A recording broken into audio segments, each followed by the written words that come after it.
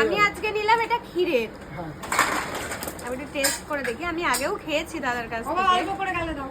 কোথায় খেয়েছিলাম মনে পড়ছে।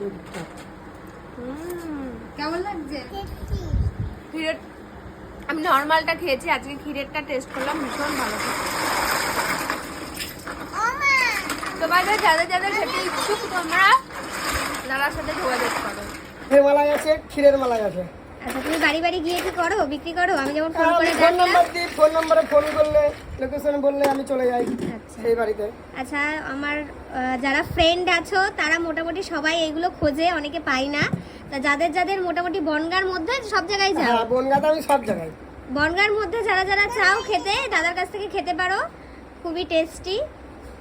ক্ষীরের আছে আর দুধের আছে।